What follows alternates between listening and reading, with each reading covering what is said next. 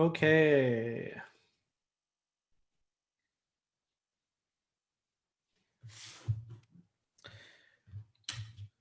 Welcome everyone to the show. You're listening to Talk Recovery Radio.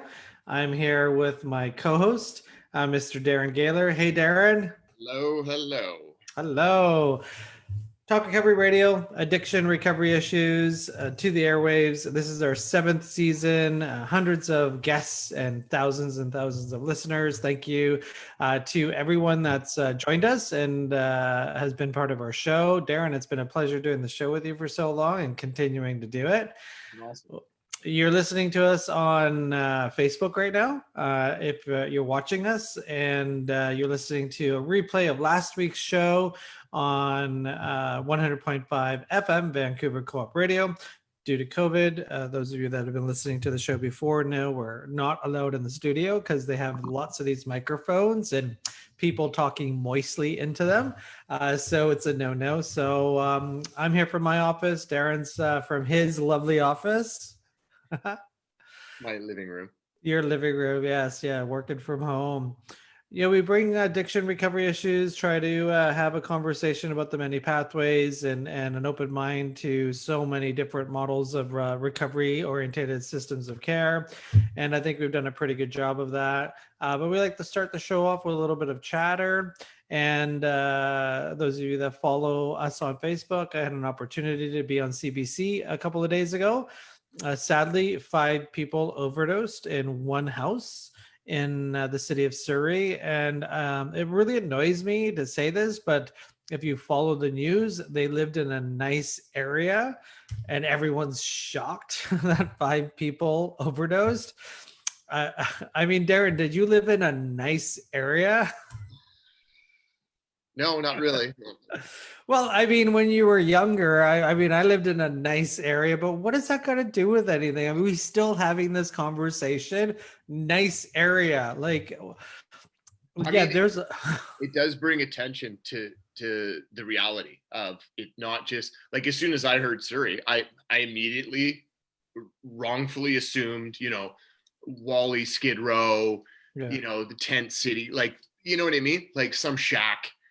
And I'm glad you just said that because this is what the newscast was about. They asked us, like, why do we think people are still overdosing? Like, why are the numbers going up? And my conversation has been for years, and even try to do this through the show.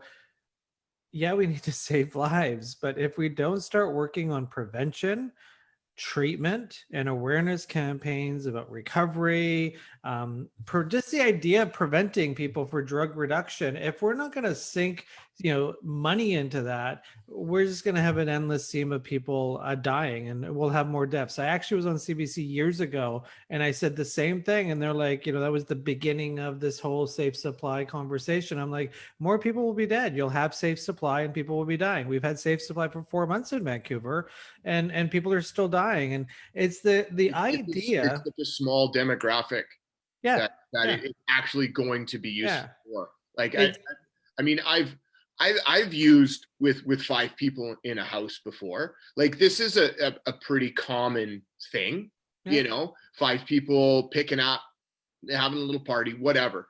And this isn't a group that's going to use or benefit from safe supply.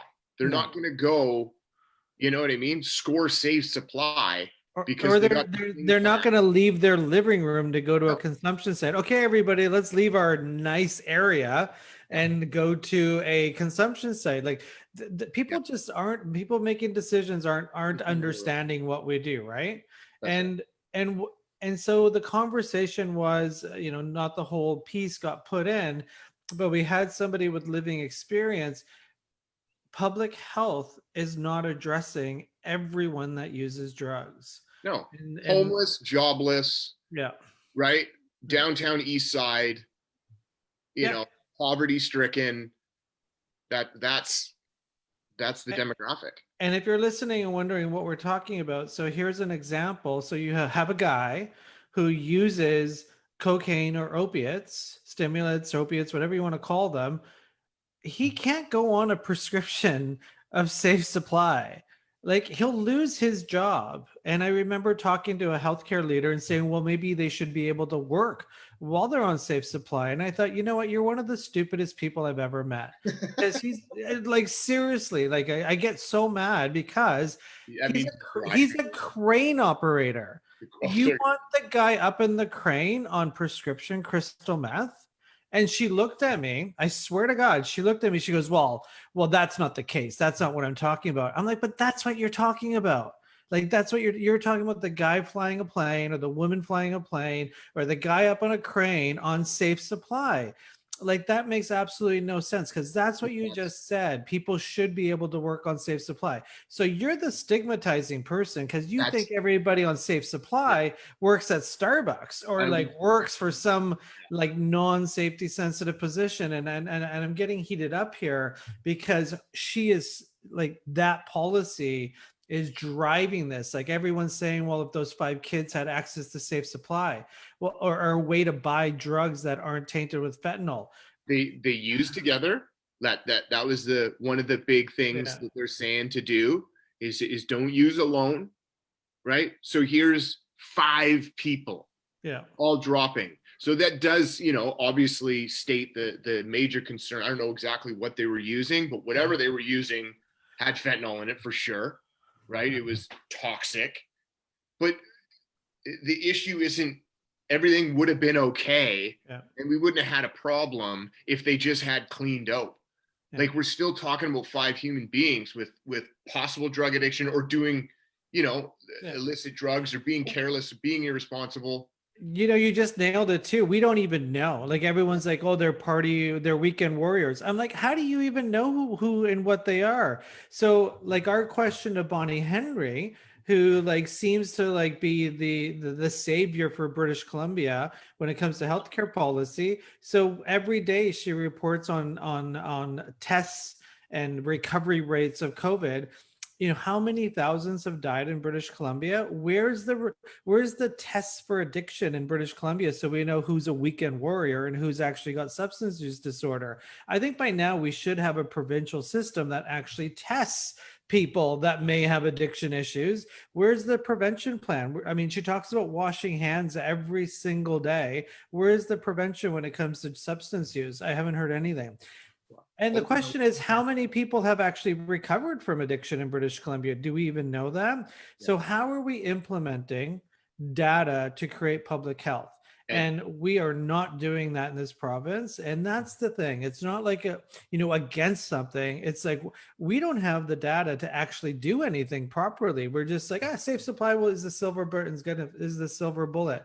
Well, it's not going to help a lot of people because a lot of people can't go on safe supply. So what do we do for them? And frankly, there's only wait lists for them if they even want to try to go to treatment. So anyway, you can catch that news clip on our Facebook feed. It's somewhere out there. It was on CBC. And that's the question we need to get into. Like, what's our prevention plan? What's our recovery plan? And they talk about overdose prevention sites. Like a new one has just popped up. Everybody was, on the council was really excited that it went through, because in relation to the amount of overdose deaths and numbers climbing, there's a very ignorant that's going to drop the numbers down even after 4 years of it not dropping the numbers down. And I'm again, Giuseppe, and you can speak for yourself, but I know for sure we both agree these harm reduction services are necessary. Well, yeah, of course, yeah, obviously. But then it's like, okay, so we've put money in, we've provided overdose prevention sites to save people's lives, which is an important mandate. But my question always comes back to, once we save their life, what are you going to do? What are we now providing them? And Bonnie Henry the other day was asked a question similar about this, and she said, the safe supply will save lives, and if recovery is an option, then we'll help them. And I'm like, recovery should always be an option. What do you mean when or if? Like, it should, like, what are you saying, Bonnie? Like, recovery is not an option for somebody that has cancer? Like what illness do you talk that? Only addiction. And that's stigma. People believe once an addict, always an addict, and it's in their blood. And they're saying that they're not stigmatizing, but when you say if or when, it's like, would you say that to somebody that's got a heart condition? No, like recovery is always an option, but not when it comes to addiction. For addiction, it's like depends on how much money you got in the bank and what your social capital is. And that's unfortunate, but we have gone on. If you like what we say, awesome. If you don't, give us some suggestions or change the dial. This is Darren and Giuseppe on Talk Recovery Radio, live on Vancouver Co-op Radio, which is having a fundraiser. This show is brought to you by no one. This show is all done by volunteers and donations from members and so forth. So to keep us going on the radio and pay those bills at the studio, they need donations. So it's their fall. Is it fall? Yeah, fall fundraiser. And you can go to coopradio.org and make a donation. You can make the donation in reference Talk Recovery, gives us some points and stuff like that. So make your donation. I think they're at like $30,000 or something so far. They got lots more to do.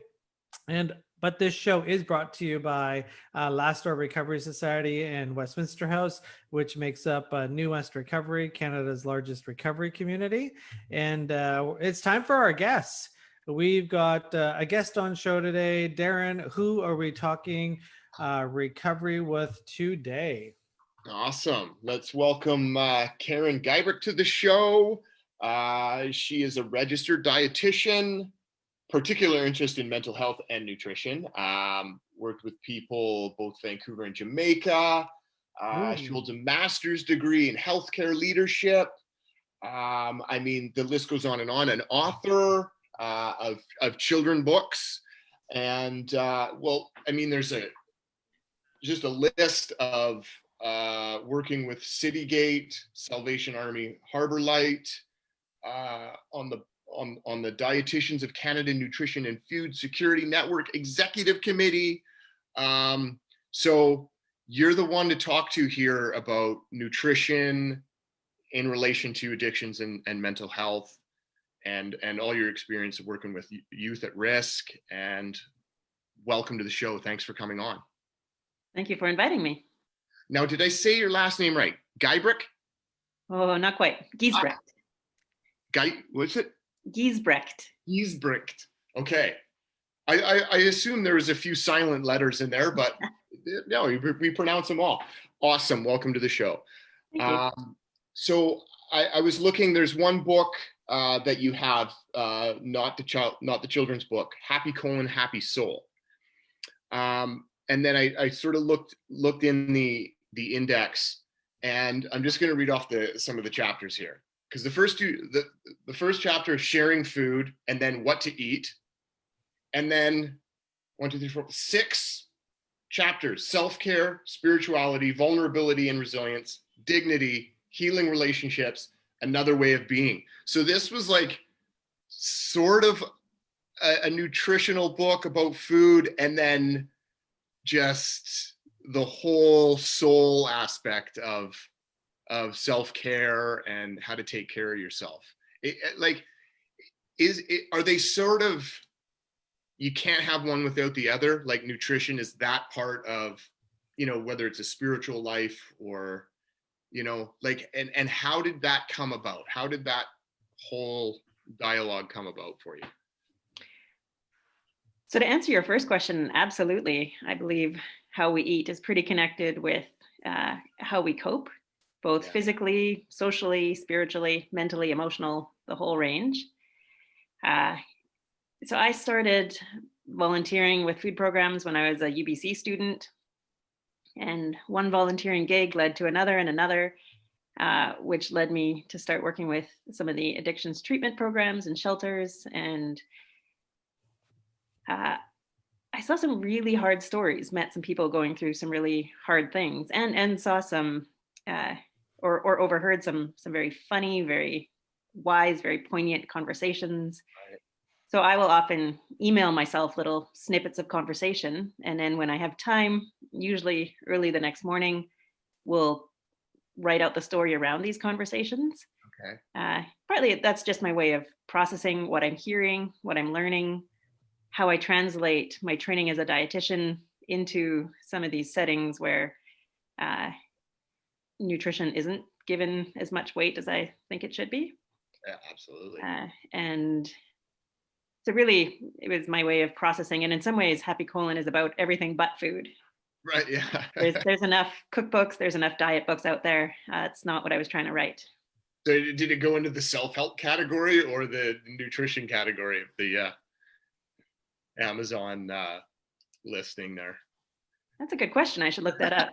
Yeah. I think it's actually, I have no idea. Let's put it in both. Yeah. Now, so I'm assuming the volunteering was sort of like part of your school. Like you had to do some work volunteering. We were encouraged to, in order to get sort of the placements and the first positions we needed.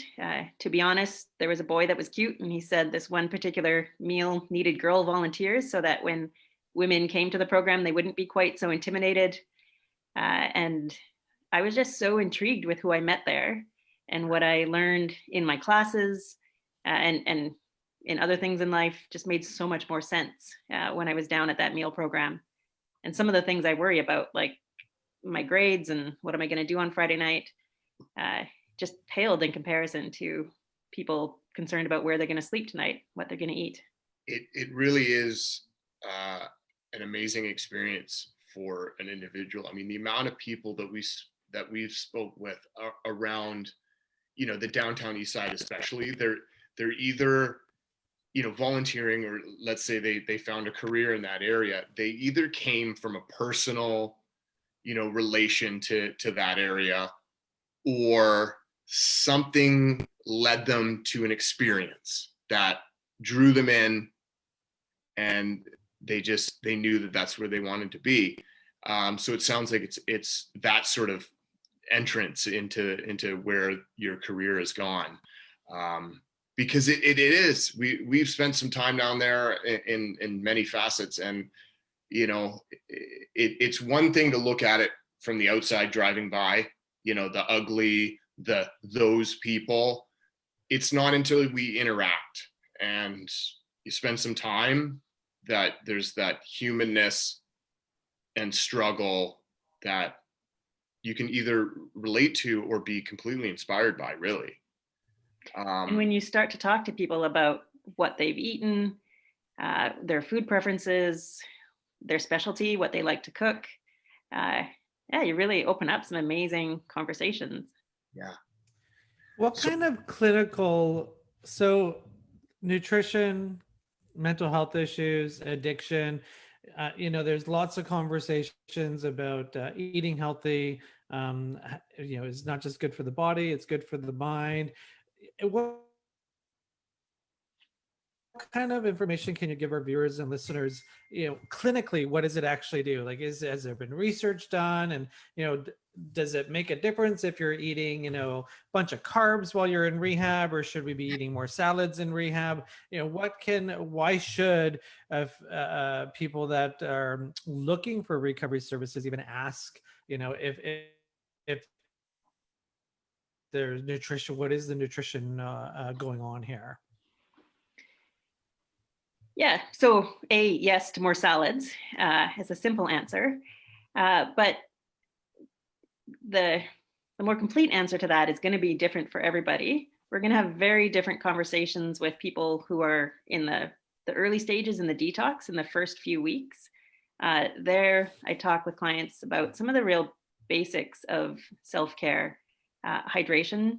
Often people are pretty dehydrated, and just headaches, achiness, muscle fatigue, constipation, all of that made worse by dehydration. People are often pretty out of touch with bodies and often come into the programs where I meet them quite undernourished, and so very, very hungry, and so are eating too much too quickly, especially too many carbs. There's often craving for a lot of sweet things, of which when we're tired, we're stressed, we're all, me included, are gonna turn to sugar and caffeine.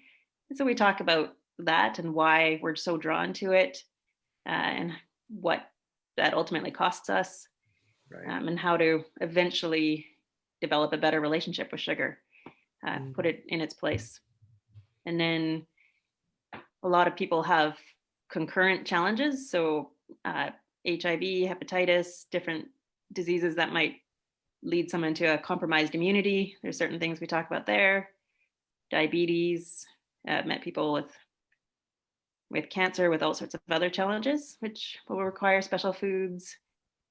Often sort of a chaotic lifestyle, eating really erratically, will lead to poor gut health.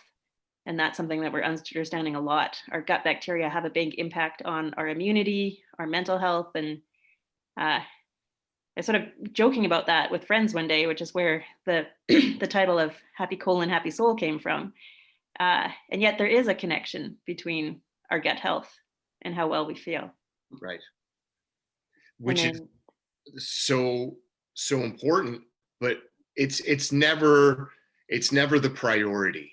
You know, when someone's seeking treatment for drug addiction, or they're not medicated with their mental health, and things are spiraling, it's sort of put to the side. Let's just pretend for an instance that a treatment sort of focused on counseling, therapies, 60 days down the road, and just did nutrition for those first 60 days,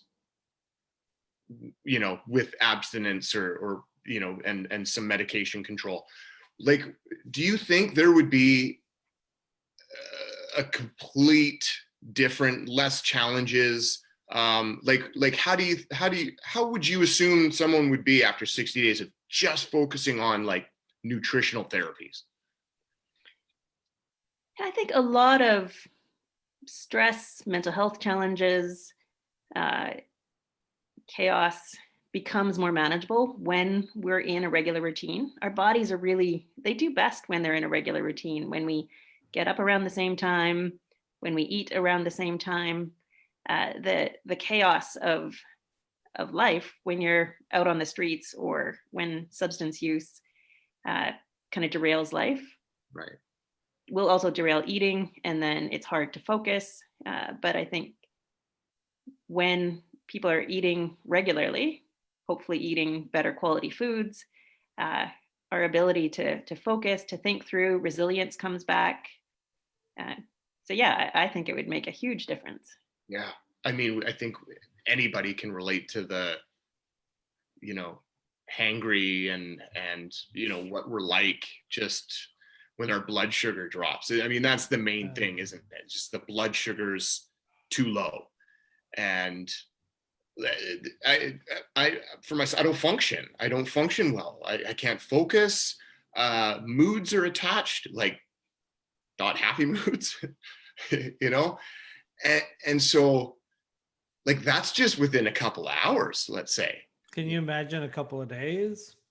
A few days, and yet people sort of teach their bodies to function like that, with low nutrition, with high stress, with anxiety, being hungry, or like you say, even dehydrated. Like, I mean, talk about the most basic, simple, body need, is hydration. And there we are thinking, we need to talk relationships, we need to talk family, histories and trauma, which is no doubt, but how we sort of sometimes just skip over that. And is there a big problem, would you say, in any places that you've been in, where it's not really focused on, like, yeah, sure, food's provided, but not the most healthiest? And is that where you sort of stepped in and said, hey, let's provide more nutritional aspects to what we're feeding our clients or residents? Yeah, so I've seen the whole range. I think we're getting better at providing good food. I've been pushing for things like more plant-based proteins. I'm not going to advocate to cut out all desserts. I like them once in a while, but to put some boundaries around that. I'm not going to advocate to cut out all caffeine, all coffee, but again, to put some boundaries around that. I do address the place of supplements, whether it's meal replacement drinks or protein supplements or vitamin supplements. Yeah. Generally, I think there's no replacement for good food, but there is a place. Some people who are really undernourished, who have just had some dental work done, there's a place for some of that. Yeah. Talk to folks, part of a recovery program is often telling your story, looking through your whole life and looking at where did the addiction start? Where did things really derail? What do you need to go back and revisit? And when we revisit some of those really hard stories, that's when we'll need we'll seek out even extra comfort. And sometimes food can provide that in a healthy way. And sometimes that can further derail you if you eat nothing but donuts and coffee for sort of a few days. A full stomach is hugely important to take on those aspects that you've just mentioned, but what's in that stomach even more so important. Yeah, full and not too full. There's often the misperception I hear a lot from both clients and staff when individuals come into a program that we just need to feed because we don't know if these guys are going to go back out on the street. And overeating, especially overeating the things that our bodies are not really designed to digest, is just as damaging as undereating. Yeah, usually craving most of in that moment. There's a picture of you on your website and all smiles in the kitchen and with people surrounding some really good looking food. So you're in around people during food conversations and maybe around food. So you probably experienced lots of people's lived, conversations, a lot of conversations over food. What's a common, you're involved with some of the most vulnerable people in our population. What's a common conversation? Is there any theme? And it was just like, give me my food and I'm eating. What's your take on where people are at when they're accessing services where these meals are, and what do you think we can do to help more? So one conversation that stands out, talking with a client at one of the programs one of the treatment centers who had been there for a couple of weeks, and we were just sort of having a conversation in the hallway, and he said, I recognize that my mood is steadier, my energy, my emotions, I'm coping better because I've eaten regularly in this program. I'm having breakfast, lunch, supper at regular times, there's snacks. And he said, but who does that? Who eats 3 meals a day? And he had never had any experience of a real regular program of meals, where I was tempted to say, well, I eat 3 meals a day, and actually often 4 or 5, and snacks. And so just putting in some of that routine. I mentioned coffee. One thing I've addressed at a number of places is the non-dairy creamer, some of those really artificial kind of foods.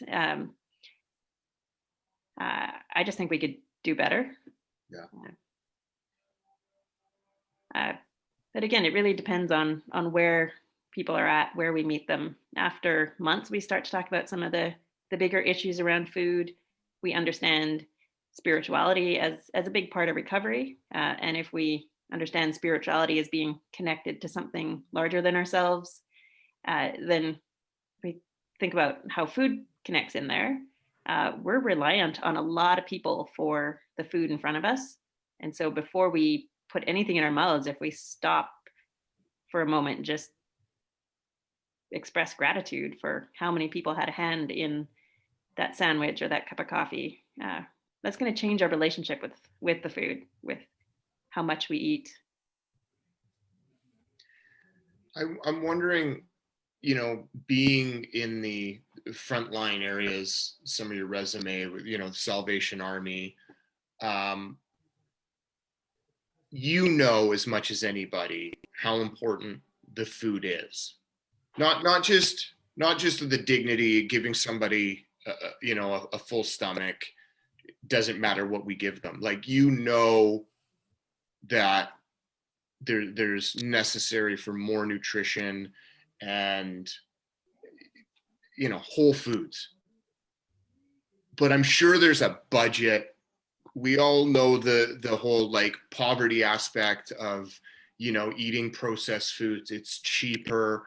It's, you know, it's been like that for generations, and it's, you know, a major cause of so many diseases and you know, people's personal health. What's the hardest aspect of just simply getting the money to, you know, be able to provide, like you say, like, you know, plant-based and you know, a little bit more whole food of quality of stuff that we're selling or that we're handing out? Is it just simply, you know, there's just budgets for other things, or are we discriminating again? You know, like, these people don't need the good stuff. Is that a mentality? Yeah, I think we need to find the balance between what people want to eat, what our budget is. Yes, there's a lot of people competing for scarce resources when you look at the whole picture. I, especially in a healthcare side, will argue that if we just take a handful of change out of our pharmacy budget, put it in a food budget, we probably need less medication. You're right about the dignity piece. If we, you know, really look at how food is presented, we eat first with our eyes. That matters. You know, in recovery, they often use the phrase "just for today," and so in the early stages of recovery, we're thinking about some of those really short-term connections. We just need to calm people down. But when we start to think of bigger picture, longer term, that's when we're going to have some of those conversations. You know, is food really healthy if the people who grew it and all the people in the supply chain are not healthy? I wouldn't say it is, but probably what we eat really does come down to who you live with and what is your income or your budget. And so on both an institutional level and an individual level, those are the questions we need to explore. Interesting. So let's talk. I mean, you know, a lot of our viewers and listeners are not just, you know, people currently sick, needing help. You know, a lot of our viewers and listeners have been in recovery for some time now. We all know the pain of substitutions, like you say, the sweets, the high carbs, the coffees, and so on and so forth. You know, as our lives remain somewhat stressful and anxious, and especially nowadays, I'm even personally curious, like what specific foods can I focus on to help moods? Like I guess we're talking serotonins, dopamines that I'm gonna get by eating a chocolate bar, but I'm talking the real moods, you know, sort of benefit from real foods. Like, what are some really good practical foods that I should be putting on my plate to just better my own mental health? And yeah, so I'm going to start by saying there's this idea of nutritionism, which says this one particular nutrient has this one particular impact on my health, and that's not a helpful way to think about it.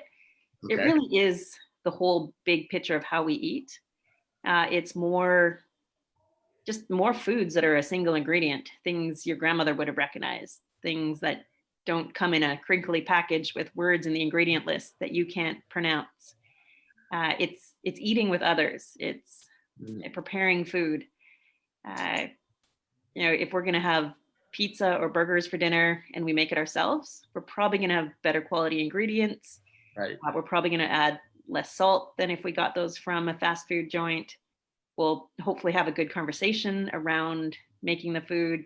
We'll enjoy it a little more.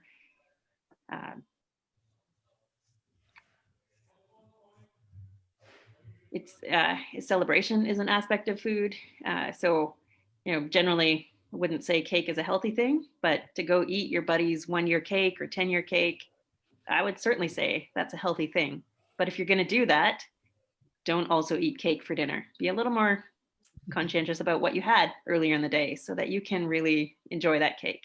Right. I mean, you've mentioned sugar a few times, and I mean, I think we've all heard the notion of how bad, like, sugar is comparable to, some of the harshest substance hitting the street right now. Like, as far as long-term effects and global epidemic of health and, but you speak realistically, where, I mean, sure, your body would be greatly appreciative of cutting sugar out completely.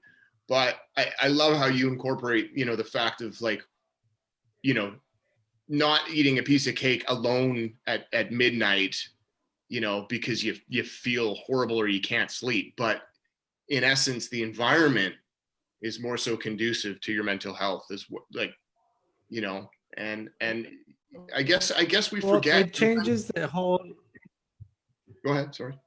It's like we need to change the whole eating experience. I remember there was a movement a while ago called the slow food movement, and it was just the whole idea of buying food, cooking food, and watching it cook and talk about it cooking, tasting it, and then eating it. And where food was not this, I got to eat. I got 5 minutes to eat. Let's eat and microwave the meal and let's just have it, and ready packs and all that kind of stuff. Where there's this whole conversation around the whole, like making a meal a celebration all the time. I mean, I'm Italian. I've been to Europe a few times, thankfully, and like, my family over there, like, meals are celebrations because it's Tuesday and not because it's Thanksgiving. It's just like, why, I had brought a friend with me, and it's just like, there's so many people here. And I'm like, yeah, because it's just Tuesday. There's no other reason. And just the whole idea that the meal's been cooking all day,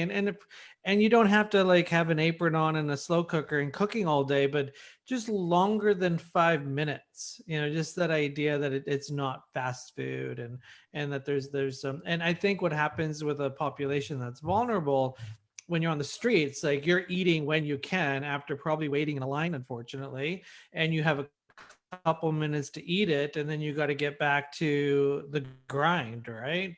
And so transitioning that individual into a viewpoint where you don't have to hurry up and eat anymore, and like there's you can, like, calmly eat, and that's a whole pattern change. So the whole slow food movement is kind of disappeared. I really don't hear much of it. I hear a little bit more about farm to table. Has any of your work been involved in regards to actually growing food? And because here at Laster, we've got an agrotherapy, I guess you could call it, in the box, but really it's a bunch of gardens with vegetables, and really, like, people either hate it or they really enjoy it. Have you been involved in any of that, and what's been your reaction with clients that were pushing maybe a shopping cart 3 months ago, and now they're interested in how the carrots are doing? Yeah, so I haven't done a lot of actual growing. I've got to do a little bit of, and even in my day to day, I don't get to do much of the actual cooking, but some. Food literacy is the fancy term for just developing a better relationship with food, and especially with vegetables. That's maybe one of the biggest game changers, is to learn to like vegetables a little bit more. And there is such a difference between, like, a fresh carrot that came out of a garden in the neighborhood and those awful carrot cubes in frozen mixed vegetables. So yeah, I think definitely we can do better.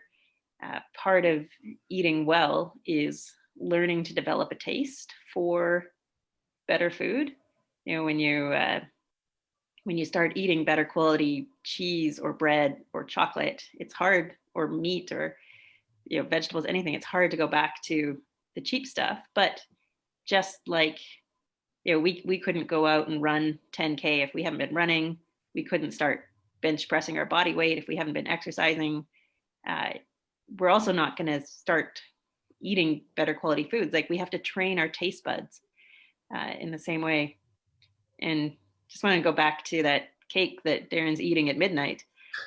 We all do that once in a while. We all reach for something when we're stressed, but it shouldn't be so much about thinking that's bad or that's wrong. We need to explore more, why are we hungry at midnight? And what was it about my day that I just didn't eat enough, or was exceptionally stressful? And then what kind of better coping habits can I have in place? Right. And I mean, for me as well, like, I wish sometimes I had, a grid locked into, my gut health or, my nutritional state, like what I'm low on, how's my vitamin D, how, like, because you just don't know. You can't see anything. Like the relationship with food and our bodies and its healing is so subtle over such a period of time, right? I mean, we don't know how detrimental our diet's been until we're dealing with cancer in our 60s or 70s. You know what I mean?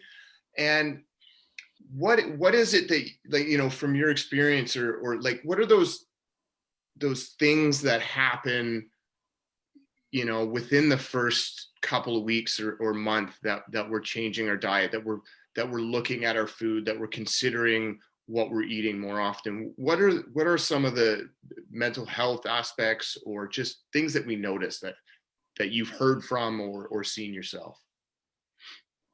Yeah, well, I'll start by saying our bodies are incredibly adaptive. They're always working. Even as we speak here, we're detoxing. Our livers are at work. Our kidneys are at work. And so really, we need to trust our bodies well. But some of the more acute things we might recognize, like something like a headache or muscle cramps, usually that means there's a few things out of balance with our body, but we're probably dehydrated. So start with a glass of water. It's the simplest, it's the cheapest thing you can do. And that's usually enough to sort of help you cope with the next stage. Probably one mistake most of us make is we don't eat enough in the first half of the day. Then we get too hungry later in the day, and our resilience goes down, our decision-making capacity is down, and that's when we're gonna make bad decisions.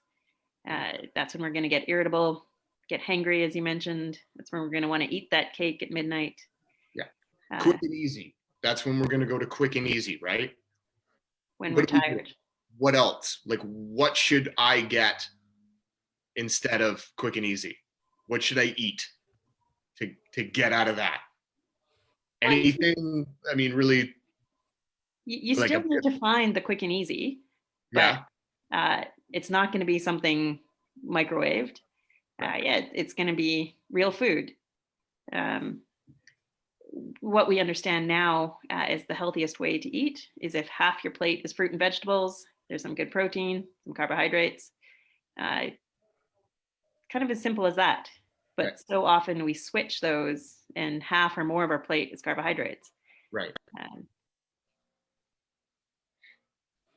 There's an idea, intuitive eating or mindful eating, and that's really paying attention to how does my body feel when I eat this. And if you go and have a burger or a chocolate bar, it's going to feel good in the moment, but half an hour later, you're not going to feel as good. We couldn't be having this conversation if we hadn't eaten yet today, or we wouldn't be as focused. Right. Whereas when you do have a solid food, when you're in a good rhythm, you'll focus better. And they say our mood now is what we ate yesterday and even the day before, or is impacted by what we eat. Okay.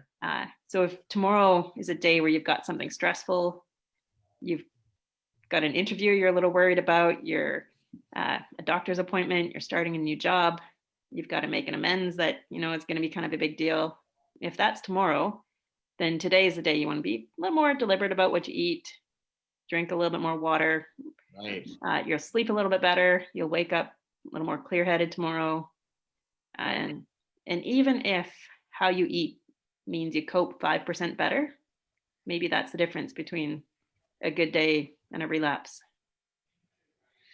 That's, yeah, very good point. I know, under stress or anticipation of something stressful, I lose my appetite completely, and I can't see that as being beneficial to just not eat, but I just can't. I you know what I mean? So do we want to force sort of through that anxieties and just get in something into our stomachs, or do we just wait till we're through that event? Yeah, good question. And the answer is going to be somewhere in the middle. If your body does not want food in the moment, don't push it, because you're going to feel worse. But also be sure that you're not over caffeinated. You're not just having coffee in that, whatever that stressful situation is. And then think through, I'm going to want to eat at some point in the next couple of hours. And if I haven't eaten for, all day, I'm going to reach for the quickest thing that's there. So make sure there's a sandwich in your bag, or a banana, or something, not a box of donuts. Right. I just had a couple of Timbits, so I'm starting to feel pretty bad. So Giuseppe always self-admits something during these conversations. Yeah, I know. It's just like I gotta confess about something. Yeah, I had 3 too. I tried to have one, and I was like, "Oh, I'll have another one." And I honestly snuck the third one. I was like, it's just but I'll eat something healthy later on today and so forth. Do you have any resources for our viewers that are watching? How can they learn more about food literacy, your books and so forth? Or do you have any other resources? But I wanted to also talk about what you said a few minutes ago. I think you said food meditation, like just reflecting on the food that you're eating. Are there any resources or any workbooks or anything, so if I can actually practice, if it was food meditation is what you said? Yeah, it was intuitive eating is the term. Intuitive eating, sorry. Yep. Yeah. Oh, I mean, in terms of food literacy and intuitive eating, if you Google any of those terms, you'll find 1,000 resources. You'll find 1,000 recipes. And yeah, there's a lot of great ones out there. There's a lot of great videos, but really there's no shortcut to just taking some time. Look through your day and think, how much time did I actually spend on planning my food, buying my food, prepping it? How much thought did I put into those Timbits? Yeah, they're great. They're fun. But why did I feel I had to sneak that third one? And could I have had something? If you have some protein, cheese, yogurt, nuts with those Timbits, you're not going to get that same kind of quick energy and drop. The protein is going to help you your energy to be steadier over the next little while. And so absolutely enjoy them if you like them. But with food, we often talk about an 80-20 rule. If 80% of what you're eating is real food, then you've got some wiggle room with that 20% there. But if 80% of what you're eating is Timbits, your body's going to feel that. Hey, I agree. I totally agree. And everybody goes through phases, and don't beat yourself up either. If you didn't have a good day today with food, there's like you said, just for today, today I will try to do better. And that's if you're trying to do better, you're already doing better. And I think that's what a lot of people need to take a look at. It's like any reach out for help or any reach out to do better is doing better, because you're acknowledging where you're at and so forth. Did we talk about the children's books? We only got a few minutes left, and I got cut out there for a little while. I don't know if you've been noticing, but there's something wrong with my computer. I've been seeing a still frame so yeah, for quite a bit. I grabbed so I apologize. 2 soups in one day. I wrote these for my nieces and just as a creative project, because I need that when I come home from a tough day at work. But as we talked about earlier, one of the most fundamental things you can do for your health is to cook. And so that's my first book, is sort of playing with that idea. Can we see the cover again? Yeah. There we go. There we go. 2 soups in one day. Perfect. And then the second one I wrote for my younger niece. It's called Myself Today. But really, it's about what I learned from the guys in recovery. And it's all about the acronym HALT: hungry, angry, lonely, tired. And when any of us, whether it's little kids or, really me included, if I get too hungry, too angry, upset, too lonely, too tired, I'm not going to cope. We can't be creative and imaginative. And so that was the idea behind this book. Oh, brilliant. That's so great. And I love the appreciation of the cooking aspect, after of what it is you're cooking, or, why you're cooking, and, the nutritional benefits, but just that act of cooking, the creativity, the challenging yourself, the trying something new, that's something you can do with someone else. It's so much more than just the eating itself and the digestion and, that part of what we've been talking about. I think as long as humans have existed, that's always been an aspect of what brings us together, isn't it? In this, way of connecting and reason to be together is to cook and to feed everyone. Yeah, and even going out for a cup of coffee, if you can tell, if you see your friend struggling, if you come up to them and say, hey, you want to talk, maybe that feels a little awkward. But if you say, can I get you a coffee?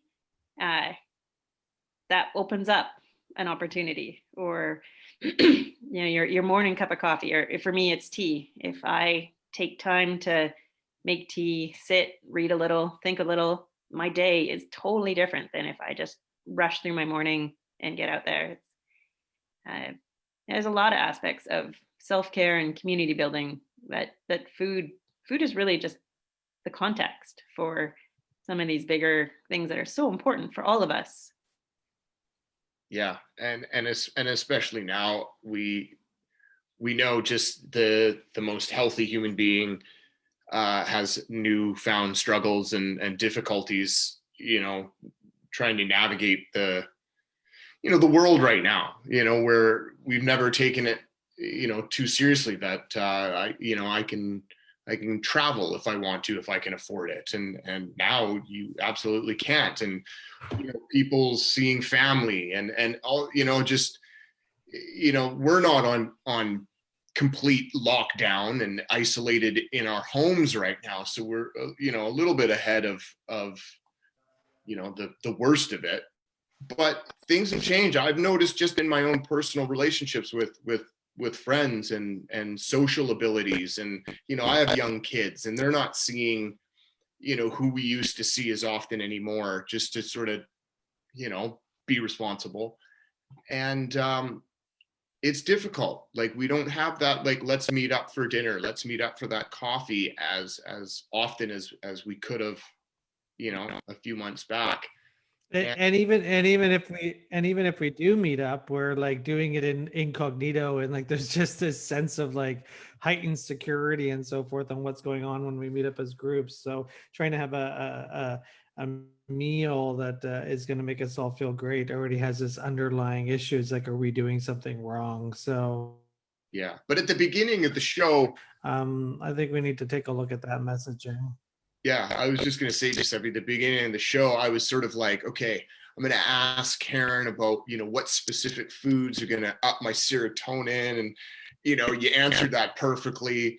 But right now I'm just thinking of, like, take this opportunity, of spending more time actually cooking, including the kids, preparing something, like, rather than worry about like not being able to get out to Jungle Jacks or whatever, you know, with the kids, like to have some fun and make a mess in the kitchen and flip a pizza, you know, and that, you know, I don't have to focus on, is this, you know, grass-fed beef, you know, that it's more about that one aspect. So, you know, I hope that's something our viewers and listeners can pick up on is, you know, go shop.